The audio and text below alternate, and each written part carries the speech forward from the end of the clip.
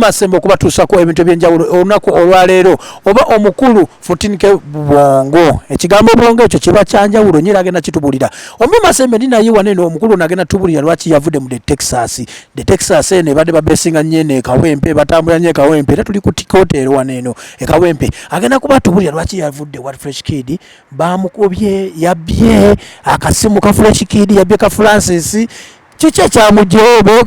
bakazi babawudde sitegeera ogamba otya kabulaga mbiwulidde era sigamba sako tuwulira amanya amatuufu ddala gali agewaka amanya yenze Kabajjo Fred eyeddira ennyonyi namuŋŋoona Reverend Akabbiro Mutima Akabbiro Mutima omukulu ono njagala otubuliremu nga twanguyakoko kubaga nabo budde bukutte soko tubulire ensonga mu Texas obadde okolayo mulimu ki mu Texas mbadde muyimbi era nga ndi muwandiisi eri abayimbi naddala bonna barapa ababaddemu okusingira ddala Fresh Kid kuba yabadde omukulu ogamba gobadde obayiiza nti wandika kino nga gwe nawe oyimba mumanyanga so nga nawe weewandikira tojja wabweru ubadde mulimu nno mbadde muyimbi eyewandiikira kitegeeza nsobola owandiikira abalala kati soko tubulire ensonga ki ekujjeeyo bakazi be babawudde ne manager kiki kuba management erimu ggwe naye kati kubanga tetumaze ne manager Francis kitegeeza tufunye challenges nyingi ng'ez'abakazi kitegeeza tezisobola bbanga zitwawudde singa ze zitwawudde kati kubanga tetukolaganidde okutuuka okivaamu ku ssaawa eno kitegeeza ensonga nkulu era ensonga ezanzijeyo mu Texas si nnyingi ziringa 2-3 naye nga ye manager azimanyi kyekikulu omwana omulesa otya gugamba okumuwabulira nga gobadde omukolera ebintu byonna ensi yonna byetegedde omulesa otya omwana kinnuma nnyo okuba nti no mulese kubanga fayini mukoledde byemukoledde n'afuka owakabi nenda nga alina ettaffaali lyataddeko ddene ku kalya yange nga 14K namweyambye ffena tweyambye era tuba tukyayagala okweyamba wabula olwo ensonga ezo ne tuba nga tukyasobola kikwasaganya naye Fresh Kid nga Fresh Kid nkyayagala agende mu maaso era nga bwe nali nvayo nakyogera ne Francis ne mugamba omwana asigale ng'agenda mu maaso bw'oba olina kye weetaaga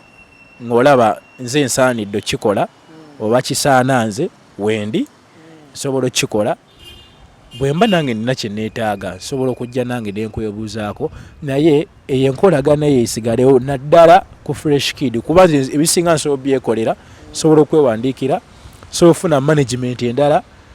ne tukola music audio video naye Fresh ku nkolagana gye tubadde naye nkyasobola obbeerawo ne mukolera oluyimba ne muyigiriza kino nonga nti wa 14 kati wano obunafu buli wano sooka ojje mukikolemu olunaku luno nenzija ne tukikola so saagala abantu beeraliikirire nti Fresh Kid asobola okugwa fine asobola singa ebintu mu management bisigala nga tebiteredde bulungi oba bo ne bakifuula nti nno nze ate nsobola obbeera ensonga esuula omwana era abasinga bona bagambye ne kati 14K era like yakoze lukwe lusuula mwana wa kiki kati gwe gy'ola ovuddeyo ddawa omanyi kiba kirungi nnyo wenva nzirawa oddawa 14K essaawa zino sijja kugamba nti ndi nzekka nina benjogereziganya nabo bwe tukkiriziganya era ngenda bayita kuba mwe mutuuse obubaka era eri abantu mbalage abantu bengenda otandika okukola nabo management ngenda otandika okukola nayo kuba ekisinga obukulu kugenda mu maaso 14K zeewo agenda kuzzaako ki oba omanyi abantu balowooza maye abamu bagambye ne mutubuulize oba mulinamu eddogo obadde ologa akaanaako kiki oli mulogo balowooza oli mulogo obadde ologa Francis nagaa omwana ajja atuloze nnyo kiki ekitegeeza eddogo lyange mbadde ndiroga nga omwana afuuka wakabi eri waloze Francis n'omulogo okugulina kusimba nenfunirawa naavaawo nenfuuka nga nzesigadde n'omwana nga kyobadde omanya buli muntu yandibadde agamba nti nno 14 akoze kino okukola kino nze ngamba ate decision y'okuvaayo yesinga obembi gye sandyagadde kukola gye nakoze mu bulumi kuba Texas eri ewantu eweyagaza buli muyimbi ayagala okubako ne kyachivinga gye yandiyagadde ojoyininga naye tebawulira nti 14 yavuddeyo waliwo question mark. Kituufu Omubimaseme tulina 14K Bwongo omusajja abadde awandikira Fresh Kid kwegamba abadde awandikira Fresh Kid oba ne taata teyamuwandikirayo oluyimba n'amulekerera nadda eri nene taata sooka otubulire kulwaki tewamuwandikira luyimba taata taata alina management ye bakuba izi tebalina amazike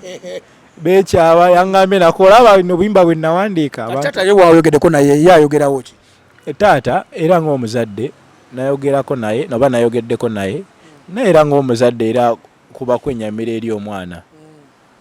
era ze ebigambo byange biba byamugumya nti nedda taata tukyasobola okukwatagana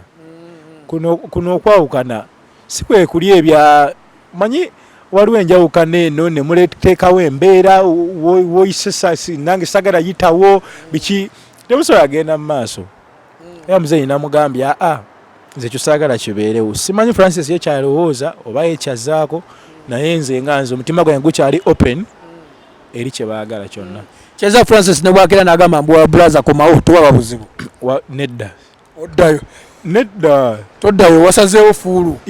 Kyekya leka naawe. Omusajja n'akugamba nterezezza ensonga zo kuba mwayombera twali bitegere mwayombera bakazi. N'agamba omukazi wange namukuddiza eddogo n'akugamba tujjewedde okweroga. N'ajjawo ebintu byonna by'ogambye ebyo. Ebale kati nga oyogedde tugeze zeeze ensonga.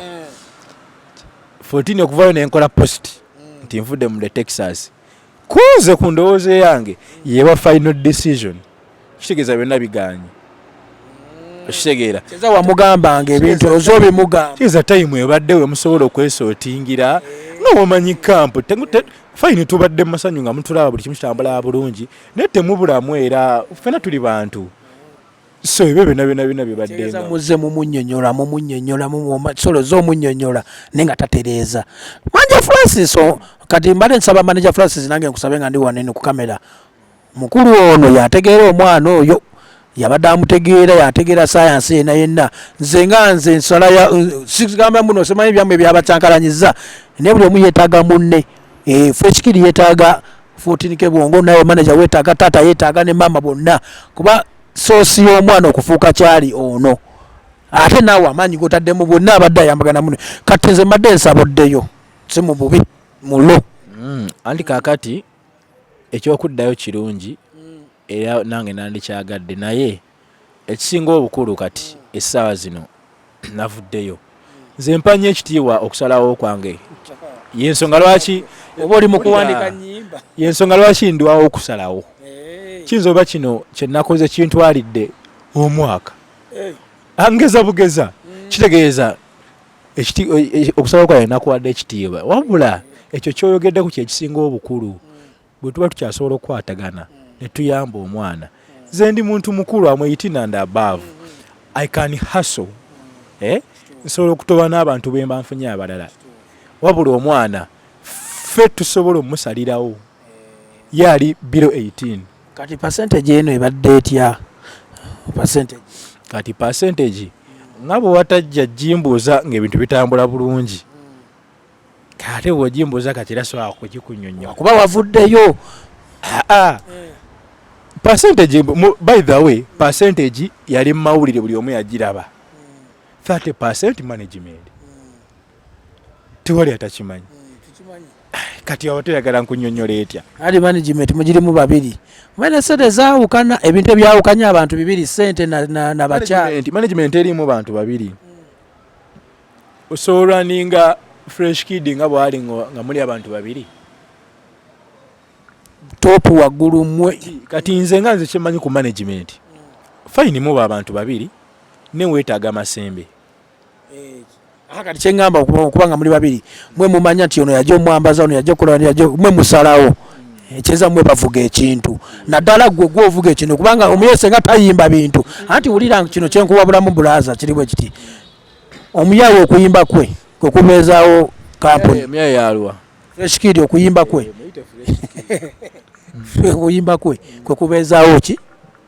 kampani kati kampani ata ani awandiika yeggwe nti wayo oyimbye bubiddukawo todduka akola booti biki mu studio kati amaanyi mangi nnyo naye amaanyi bwoba ovuddeyo gakendedde eri kyemmanyi n'abaliyo bagamba oddeyo bo bangi era amasimu kimanyi ogafunye ewala wadde wangamba tino ddayo naye nina kiri kye nagambye ekya decision yange. omukulu ono sijja kwongerayo tujja muleeta mu kitundu ekyokubiri era erinnya lye woliza mu luzungu agenda tutugiza mu luzungu 14K Bwongo woliza mu luzungu brain nkyaba nkutuusako ebintu ebyenjawulo. Mimi Masembe subscribing awo obeere ng'olaba ebintu ebyenjawulo.